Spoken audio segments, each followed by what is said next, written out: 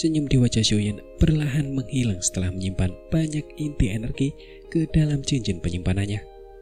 Matanya tampak serius saat dia melihat dinding kristal di depannya. Pada saat ini, orang bisa melihat beberapa sosok serangga yang menggeliat tertanam di dalam dinding kristal. Gelombang demi gelombang energi cair terus merembes keluar dari dinding. Setelah itu, energi itu memadat dan menempel di dinding kristal. "Kalian berdua, aku serahkan urusan lain ke pihak kalian berdua," ucap Xiaoyan menoleh dan berbicara kepada Huozi dan Yao Xingji. Huozi mengangguk saat mendengar perkataannya. Di sisi lain, Yao Xingji hanya melirik Xiaoyan. Meskipun dia tidak mengatakan apa-apa, jelas bahwa dia sedikit tidak senang di dalam hatinya karena Xiaoyan memberi perintah. Yao Xingji mengalihkan pandangannya. Ia menggerakkan tangannya dan sekumpulan api hitam pucat muncul di atas telapak tangannya. Suara angin aneh bersiul samar saat api itu terbentuk. Seseorang akan merasakan iritasi yang tidak biasa saat suara angin ini masuk ke telinganya. Seolah-olah suara yang tidak biasa ini dapat membangkitkan emosi seseorang. Ini semua mata yang hadir teralihkan saat mereka melihat api surgawi berwarna hitam pucat di tangan Yao Xingji. Mata mereka sedikit terkejut. Sesuatu seperti api surgawi terlalu langka. Meskipun mereka adalah anggota klan kuno, mereka tidak bisa begitu saja melihatnya hanya karena mereka menginginkannya. 9 api angin tenang, peringkat ke-10 di peringkat api surgawi, ucap Yao Xingji. Sudut mulut Yao Xingji tanpa sadar terangkat ketika dia melihat mata semua orang yang terkejut. Dia tersenyum tipis dan memperkenalkan api itu. 9 api angin tenang, gumam Xiaoyan dalam hati. Mata Xiaoyan juga berhenti pada api hitam ini. Sebagai seorang alkemis, tentu saja dia pernah mendengar tentang hal ini. Semua api surgawi terbentuk dengan cara yang sangat aneh. Contohnya adalah api 3000 pembakaran yang terbentuk di alam kosong. Sebaliknya, api angin 9 tenang ini lahir dari jurang yang sangat dalam. Angin hitam tidak pernah berhenti bertiup sepanjang tahun di tempat itu. Bahkan, seorang dosun elit biasa tidak akan berani masuk ke dalamnya. Apa yang disebut 9 api angin tenang ini terbentuk dengan angin yang kencang. Seseorang tidak hanya membutuhkan keberuntungan untuk mendapatkan 9 api angin tenang ini, namun masih diperlukan juga kekuatan yang sangat kuat. Berdasarkan dugaan Xiaoyan, harga yang harus dibayar klan Yao untuk mendapatkan api surgawi ini tidaklah kecil. Suara samar tiba-tiba muncul saat mata semua orang tertuju pada 9 api angin tenang di tangan Yao Xingji. Warna merah tua perlahan bersinar di dalam terowongan kristal. Banyak mata melihat ke arah cahaya itu, hanya untuk melihat sekumpulan api merah tua yang mempesona perlahan membumbung di tangan. Api itu telah membentuk banyak bentuk teratai merah. Setelah munculnya api merah tua ini, 9 api angin tenang di tangan Yao Xingji menjadi sedikit redup. Bahkan desiran angin pun telah berkurang drastis. Wajah Yao Xingji tanpa sadar berkedut saat melihat api surgawi miliknya sendiri bertindak seperti ini. Meskipun ia merasa sedikit tidak senang, ia tidak bisa berbuat apa-apa. Api teratai merah berada di peringkat 2 tempat lebih tinggi dari 9 api angin tenang miliknya. Tentu saja ada celah di antara keduanya. Kurasa ini pasti api teratai merah milik Lanyan kan? Ucap Kuking yang menatap api surgawi di tangan Huozi. Dia tidak bisa menahan senyum dan mengajukan pertanyaan klarifikasi. Itu benar, ucap Huozi. Huozi memiringkan kepalanya, tetapi matanya yang cantik beralih ke Xiaoyan. Matanya mengandung perasaan aneh. Xiaoyan tanpa sadar tersenyum saat melihat tatapan mata Huozi yang provokatif. Wanita ini biasanya sangat pendiam, namun tidak disangka dia akan terlihat seliar ini jika menyangkut sesuatu yang berhubungan dengan api surgawi. Setelah menghembuskan nafas pelan, Xiaoyan mengepalkan tangannya pelan. Benang-benang api dengan warna berbeda merembes dari jarinya. Benang-benang itu berkumpul dan berubah menjadi kukusan api ungu coklat dengan seutas warna putih pekat di dalamnya. Api itu bergejolak dan banyak sekali bibit api naga terus tumbuh dari dalam api itu. Terdengar juga suara auman naga samar-samar. Teratai merah di atas api teratai merah yang di tangan Huozi mulai berfluktuasi saat api surgawi di tangan Xiaoyan muncul. Rasanya seolah-olah telah menjadi ilusi. Di sisi lain, api angin 9 tenang di tangan Yao Xingji yang telah menjadi agak redup setelah ditekan oleh api teratai merah Ye telah menjadi lebih redup lagi. Bahkan angin siulan yang dipancarkannya telah sepenuhnya menghilang. Meskipun peringkat api surgawi milikmu tidak termasuk yang teratas, api surgawimu sebanding dengan 6 api surgawi teratas setelah penggabungan yang kamu lakukan. Namun, kamu mungkin orang pertama sejak zaman kuno yang melakukan tindakan gila menggabungkan api surgawi, ucap Wozi. Mata cantik Wozi menunjukkan fluktuasi di dalamnya. Suara rendah dan mempesona terdengar dari balik kerudungnya. Xiaoyan tidak berkomitmen pada kata-kata ini. Menggabungkan api surgawi mungkin tampak gila, tetapi itu bukan hal yang mustahil. Kata-kata yang diucapkan seolah-olah dia adalah orang pertama yang menggabungkan api surgawi kemungkinan besar tidak benar. Paling tidak, pemilik yang menciptakan metode misterius yang disebut mantra api itulah yang telah lebih dulu menggabungkan api surgawi. Baiklah, kita tidak punya banyak waktu. Ayo bertindak sekarang, ucap Xiaoyan. Xiaoyan tidak sempat membahas masalah penggabungan api surgawi dengan Wozi. Setelah melihat bahwa 2 orang lainnya telah memanggil api surgawi mereka, Xiaoyan melangkah maju beberapa langkah dan berhenti di depan dinding kristal. Dia berbicara dengan suara yang dalam. Semua orang harus mengikuti dari dekat, jangan sampai tertinggal, ucap Xiaoyan. Api surgawi di tangan Xiaoyan tiba-tiba membumbung tinggi saat suaranya muncul. Api itu mulai membakar dengan ganas saat seekor naga meraung memekakkan telinga. Seekor naga berwarna ungu coklat melesat keluar dari api itu. Naga itu bertabrakan dengan kejam dengan dinding kristal yang tebal. Cakar naga yang tajam menari-nari saat dinding kristal itu pecah, membentuk sebuah lubang besar. Ikuti aku, ucap Xiaoyan. Ekor naga api itu terhubung dengan tangan Xiaoyan. Dia berteriak keras dan menghentakkan kakinya ke tanah dengan keras. Tubuhnya dengan cepat menyerbu ke depan. Gu Qingyang dan yang lainnya mengikutinya dari belakang. Kemampuan pengendalian api yang hebat, gumam Wozi. Keterkejutan melintas di mata cantik Wozi saat ia melihat Xiaoyan mengubah api menjadi naga api yang mulai membuka dinding kristal. Ia segera mengikutinya dan api merah tua di tangannya menyapu pada saat yang sama dan menutupi dinding kristal di sebelah kiri. Suhu yang sangat tinggi dengan cepat memperlambat kecepatan penutupan dinding kristal. Yao Xingji di sisi lain juga sudah mulai bekerja. Meskipun dia sedikit tidak senang karena Xiaoyan yang memegang komando, yang terpenting sekarang adalah hidupnya. Dia bisa saja berselisih dengan semua orang, tetapi dia tidak bisa berselisih dengan hidupnya sendiri. Oleh karena itu, dia juga mengerahkan seluruh upayanya saat bertindak. Naga api itu bersiul dan melesat maju di dalam dinding kristal. Suhu yang menakutkan telah membakar habis serangga pemakan kuno yang bersembunyi di dinding dari jarak yang cukup jauh. Meskipun demikian, serangga pemakan kuno terus menyerbu seperti ngengat yang tertarik pada api. Energi besar yang merembes keluar juga menimbulkan hambatan yang cukup besar bagi Xiaoyan. Suara ledakan terus terdengar di dalam dinding kristal. Kecepatan gerak kelompok Xiaoyan menjadi jauh lebih cepat. Kelelahan seperti ini sungguh menakutkan, gumam Xiaoyan dalam hatinya.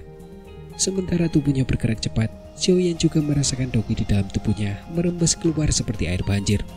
Tatapannya menjadi jauh lebih seru saat dia mengepalkan tangannya. Sebuah tas muncul di dalamnya, namun dia tidak mengeluarkan apapun. Sebaliknya, dia meraih sesumbar itu, mengedarkan metode Qingyang dan dengan cepat menyerap energi di dalam inti energi. Selain itu, dia menuangkannya ke dalam tubuh naga api di depannya yang berusaha sekuat tenaga untuk membuka dinding kristal. Seberapa jauh lagi, ucap Gu Qingyang. Ekspresi Gu Qingyang dan yang lainnya di belakang menjadi serius ketika mereka melihat Xiaoyan melahap inti energi seperti paus melahap plankton. Dinding kristal itu sangat keras dan serangga pemakan kuno menghalanginya. Meskipun Xiaoyan memiliki api surgawi, itu masih tidak semudah yang dibayangkan. Akan memakan waktu sekitar setengah jam lagi sebelum kita berhasil menembus tirai cahaya itu, ucap Xiaoyan. Mendengar itu, pria berjubah perak merenung, sedangkan Gu Qingyang mengangguk pelan. Yang bisa dia lakukan hanyalah berharap Xiaoyan bisa bertahan. Ledakan dahsyat terjadi di sepanjang jalan. Suara gemuruh tidak berhenti dan suasana terowongan cukup menegangkan. Jantung mereka tanpa sadar akan berdebar setiap kali mereka melihat Xiaoyan menyerap inti energi satu demi satu kantong. Kelelahan semacam ini benar-benar terlalu menakutkan. Naga api itu bersiul dan menghantam dinding kristal dengan keras. Kristal-kristal melesat ke segala arah saat langkah Xiaoyan melambat. Kemudian dia berbicara dengan suara yang dalam. "Tidak ada lagi inti energi," ucap Xiaoyan. Wajah banyak orang berkedut saat mendengar kata-katanya. King Yang merenung sejenak dan dengan cepat mengeluarkan inti energi yang terang. Dia menyerahkannya kepada Xiaoyan. "Ini adalah inti energi bintang 9. Aku hanya punya satu," ucap King Yang. "Itu tidak cukup," ucap Xiaoyan. Xiaoyan menerimanya tanpa ragu, tetapi dia masih menggelengkan kepalanya. 10% Daoqi di dalam tubuhnya terkuras setiap meter yang mereka lalui. Inti energi bintang 9 mungkin kuat, tetapi itu masih belum cukup untuk mendukung mereka melewati tirai cahaya. "Aku juga punya satu di sini," ucap Wu Xuan ragu sejenak sebelum mengeluarkan inti energi bintang 9 lainnya. "Beri aku 3 lagi," ucap Xiaoyan.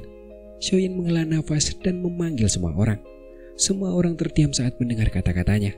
Bagaimanapun, inti energi bintang 9 adalah sesuatu yang berharga. "Kalau kita mati di sini, memiliki banyak inti energi akan sia-sia," ucap pria dari klan Li itu dan kemudian mendesah. Dia menjentikan jarinya dan inti energi melesat ke tangan Xiaoyan. "Kalau begitu, aku akan merepotkan saudara Xiaoyan," ucap kedua pria besar dari klan Si saling berhadapan sebelum dengan cepat menyerahkan inti energi kepada Xiaoyan. Mata semua orang tanpa sadar tertuju pada dua Hunya di belakang setelah klan Si menyerahkan inti energi mereka. Kelopak mata Hunya berkedut saat melihat tatapan mereka. Pada saat ini, dia juga mengerti bahwa kata-katanya tidak berguna. Yang bisa dia lakukan hanyalah mengatupkan giginya, mengeluarkan inti energi, dan melemparkannya ke Xiaoyan. Untuk mendapatkan inti energi bintang 9 ini, Hun Li dan dia telah berusaha keras untuk waktu yang lama. Tidak disangka bahwa mereka sekarang harus menyerahkannya kepada orang yang tidak mereka kenal. Xiaoyan memegang 5 inti energi bintang 9 di tangannya dan mendesah pelan. Sebuah pukulan dilepaskan. Cahaya api pada naga api di depannya tiba-tiba membumbung tinggi. Naga itu berubah menjadi sosok api yang langsung menembus lapisan demi lapisan dinding seperti petir. Kelompok Xiaoyan juga dengan cepat mengikutinya dari belakang. Serangan habis-habisan semacam ini berlangsung selama hampir setengah jam. Cahaya api dan naga api akhirnya mulai meredup secara bertahap. "Kita akan keluar," ucap Xiaoyan. Tatapan mata Xiaoyan melayang tepat saat naga api itu hendak menghantam dinding zamrud dengan keras. Tatapannya berfokus pada sesuatu di tengah dinding kristal itu. Ada makhluk seukuran kepalan tangan yang memancarkan cahaya merah pucat di titik itu. Dilihat dari kejauhan, makhluk itu tampak seperti kepompong serangga. Tatapan mata Xiaoyan menyapu benda yang tampak seperti serangga itu sebelum dengan cepat menariknya kembali. Dirinya saat ini tidak punya banyak waktu untuk disia-siakan. Dinding kristal di sini tampak sangat keras, bahkan warnanya lebih pekat daripada yang pernah kita lihat sebelumnya, ucap Xiaoyan. Mata Xiaoyan menunjukkan ekspresi berpikir mendalam. Ia sekarang menghirup udara dalam-dalam. Setelah melangkah maju, tubuhnya menyatu dengan naga api.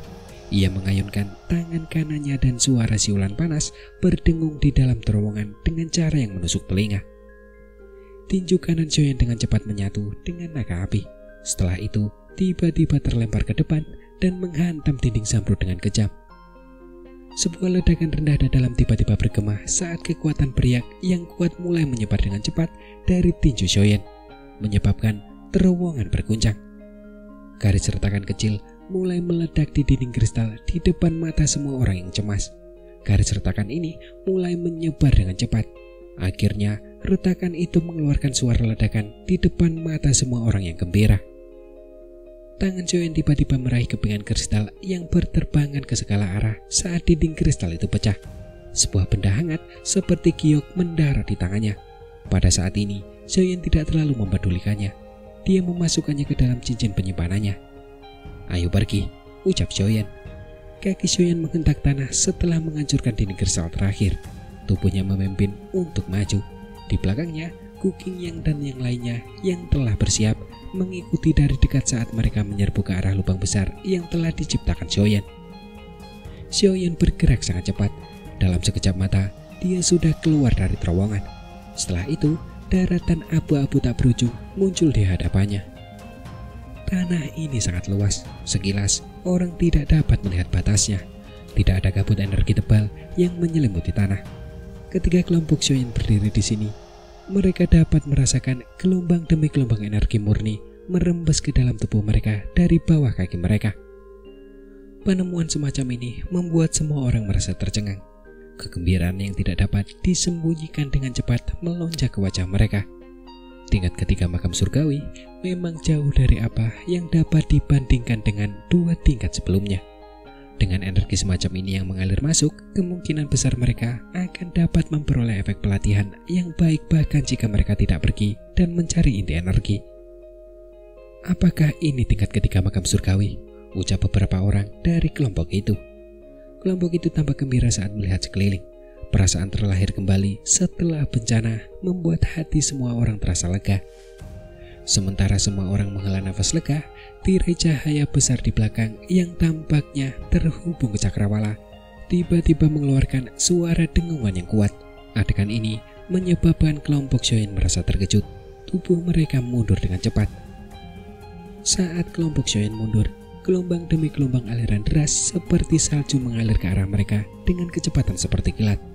Gelombang itu disertai dengan suara dengungan yang keras. Serangga pemakan kuno. Mereka mengejar kita, ucap Gu Qingyang. Ekspresi Gu Qingyang dan yang lainnya langsung berubah saat melihat gelombang ini. Tubuh mereka mulai mundur dengan tergesa-gesa. Aliran air putih itu menyembur ke segala arah. Namun, tubuh-tubuh terbang serangga pemakan kuno itu tiba-tiba berhenti tak lama setelah mereka menyerbu keluar dari dinding energi itu. Sebuah embusan terdengar saat mereka berubah menjadi gumpalan bubuk putih yang tersebar di depan mata semua orang yang tercengang. Kepulan layaknya asap menyebar ke segala arah. Setelah sekitar 1 menit, aliran serangga pemakan kuno terus-menerus mulai menyerbu keluar dari terowongan tanpa takut mati.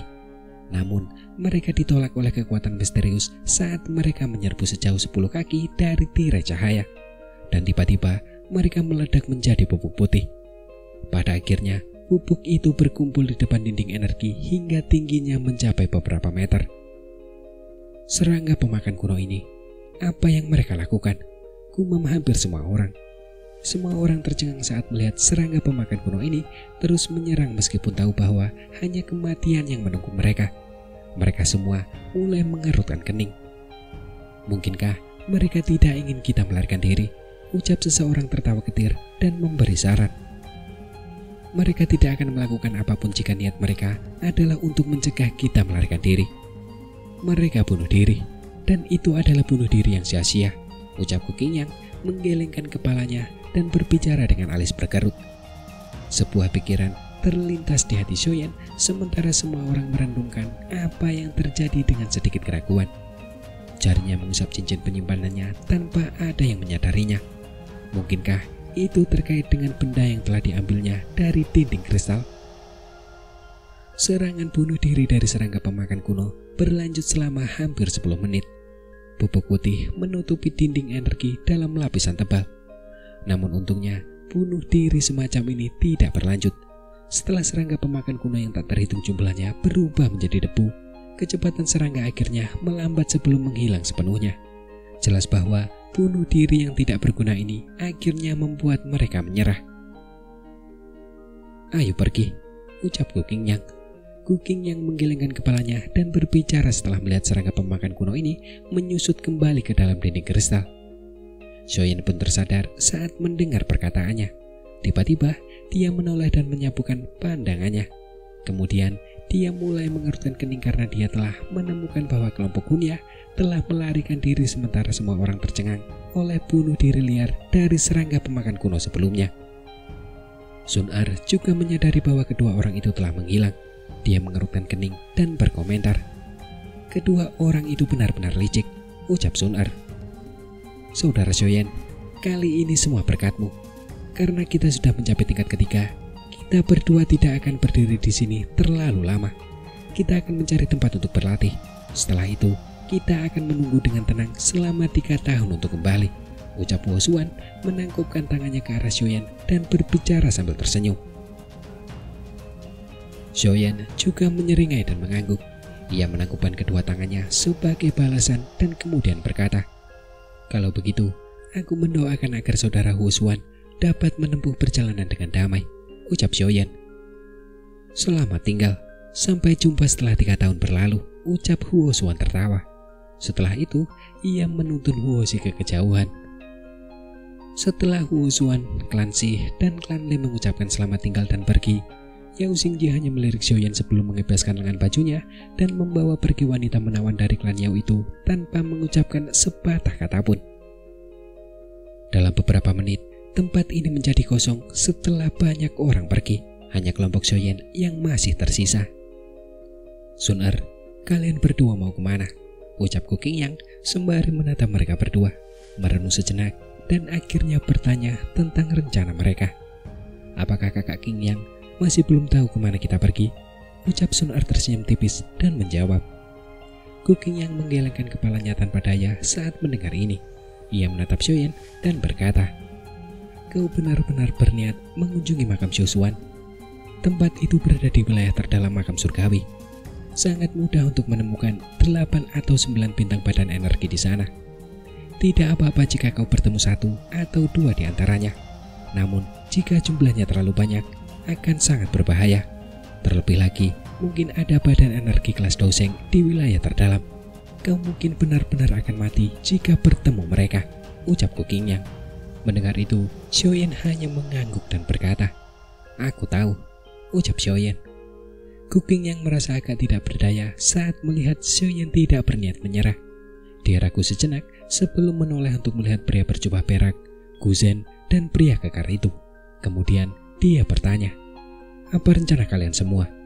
Apakah kalian akan mencari tempat untuk berlatih secara acak selama 3 tahun ini?" ucap Gu Qingyang. "Menurutmu itu mungkin? Sebelum kita memasuki makam surgawi, aku diberitahu oleh tetua Tong Xuan untuk melindungi Sun Er. Kurasa aku mungkin bukan satu-satunya yang menerima perintah seperti itu," ucap Gu Zhen mengangkat kepalanya dan tersenyum saat menjawab. "Aku juga," ucap pria berjubah perak itu mengangkat bahunya. Setelah itu, dia menatap Xiaoyan dan tertawa. "Aku belum bisa memperkenalkan diri. Aku Gu Hua, jenderal kedua dari pasukan teredam hitam. Dulu aku tidak tahu mengapa Sun Er memilihmu. Sekarang, setelah kupikir-pikir, mungkin aku sudah mendapatkan beberapa jawaban," ucap pria berjubah perak bernama Gu Hua itu. "Aku juga telah menerima perintah itu," ucap pria bertubuh kekar itu, yang tampak sedikit sederhana dan jujur, tertawa dan memperkenalkan dirinya. "Aku Gu Xing, jenderal ketiga dari pasukan teredam hitam. Kami berterima kasih padamu karena telah berada di sana sebelumnya," ucap Gu Xing. Xiaoyan tersenyum dan menangkupkan kedua tangannya. Gu Qingyang dan 2 jenderal lainnya tidak dipenuhi dengan permusuhan, terutama setelah kejadian di dalam tirai cahaya. Mereka jelas sedikit lebih ramah kepadanya.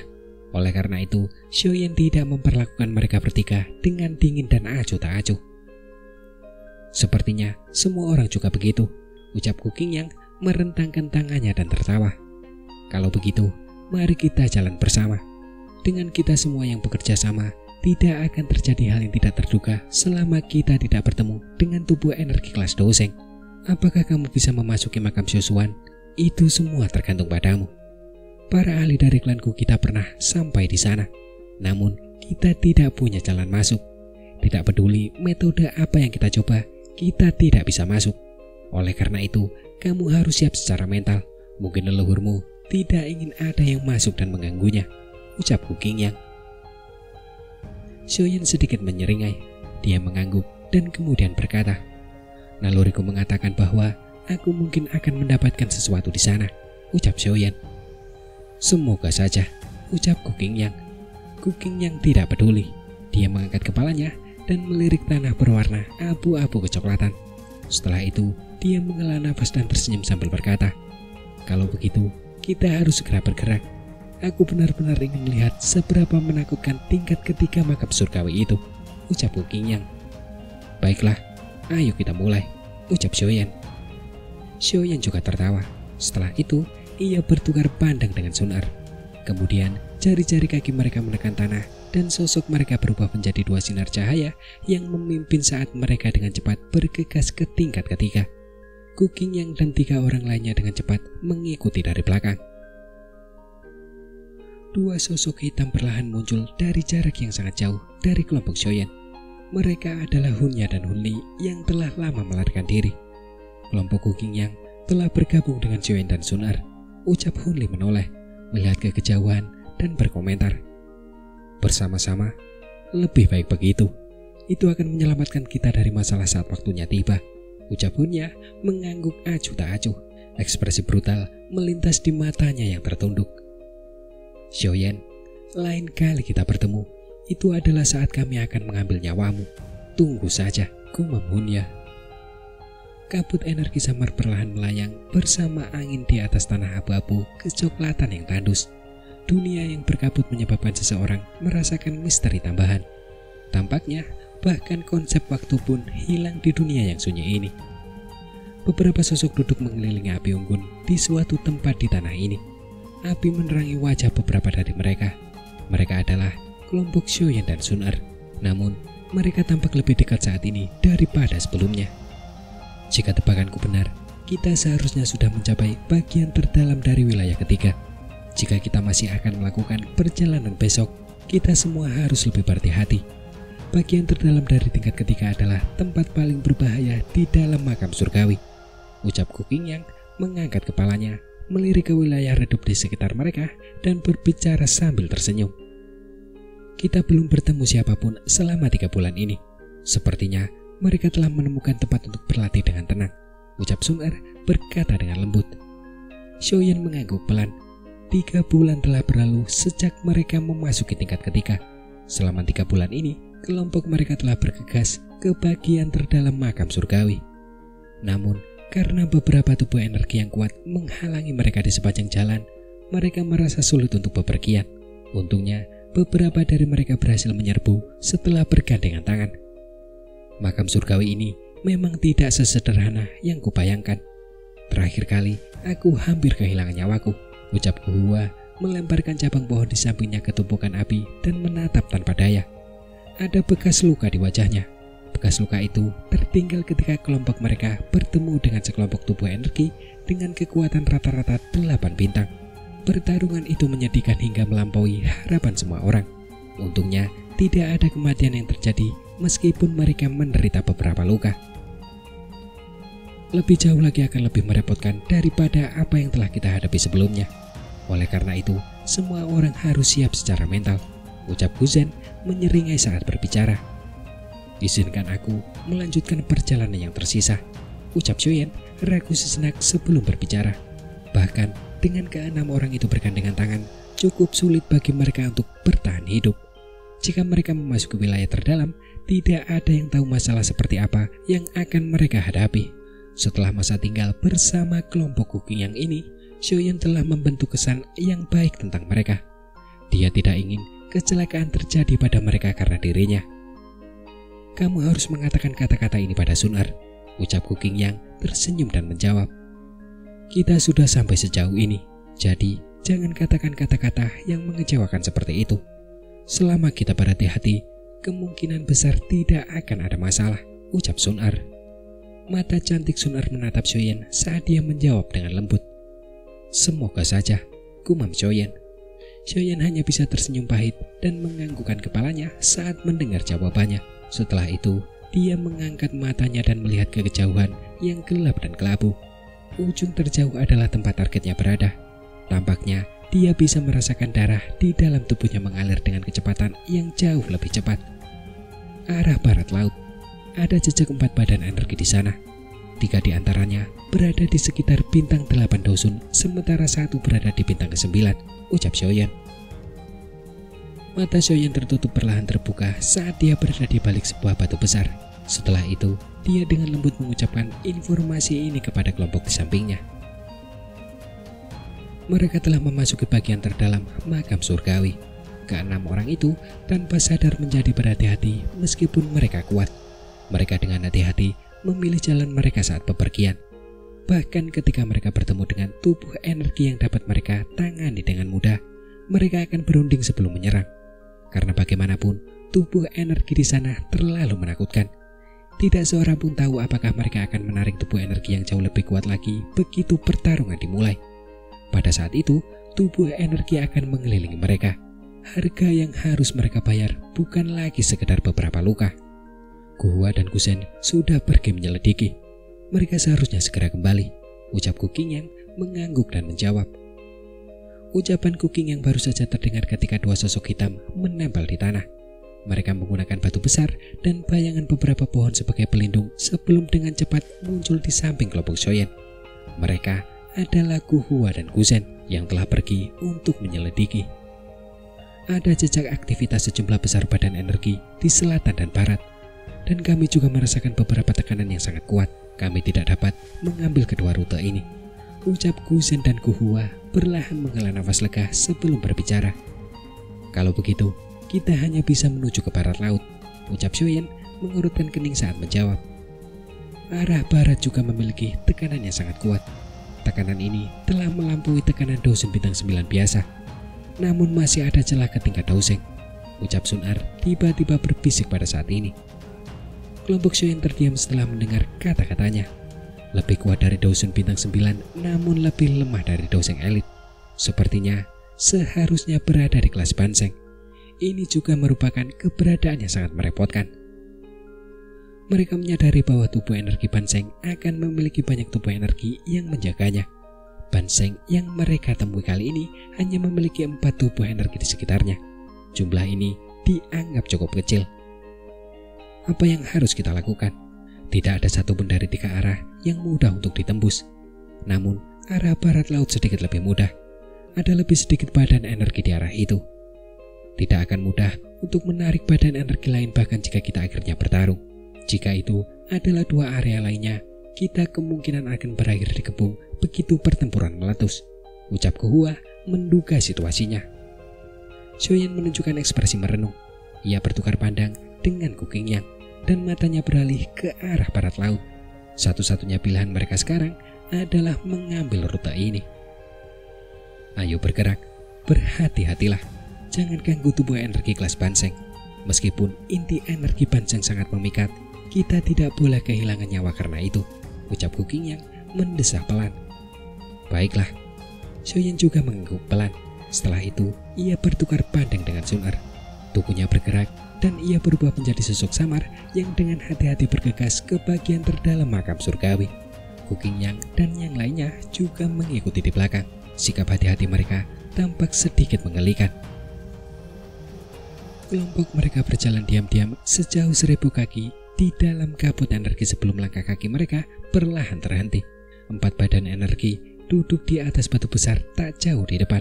Sosok di tengah tampak sangat kuat dan itu adalah badan energi bintang 9.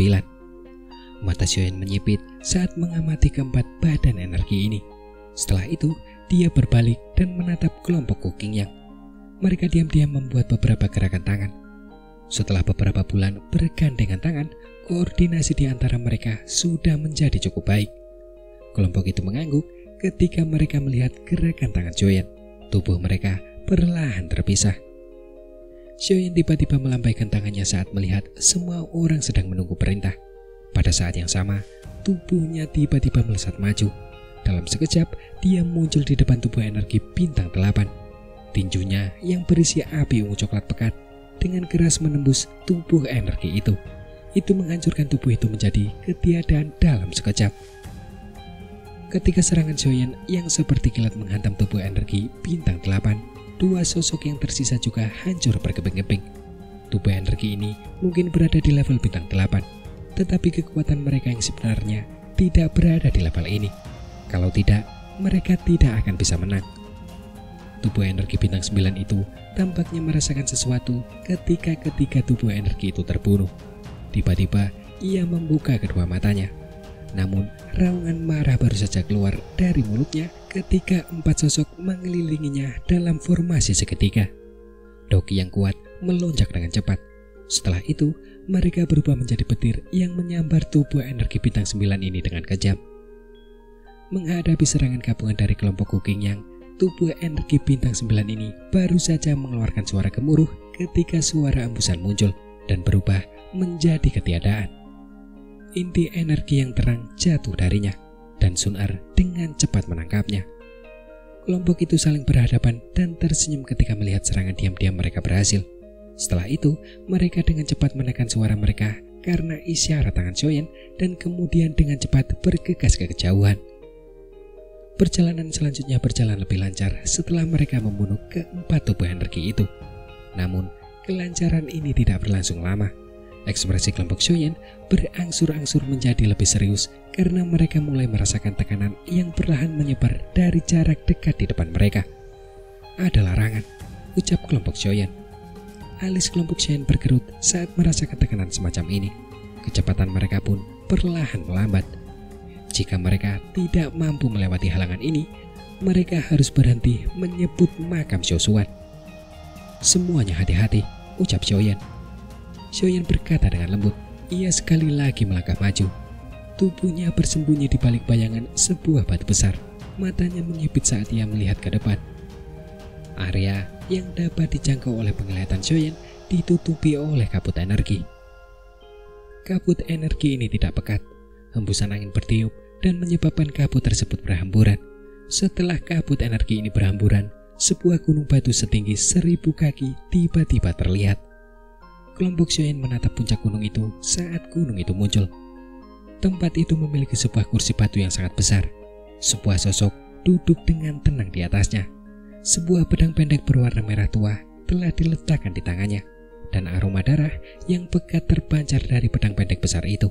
Itu tampak seperti kabut yang menyelimuti gunung ini. Aura yang sangat mendominasi, ucap beberapa orang dari kelompok Xiaoyan.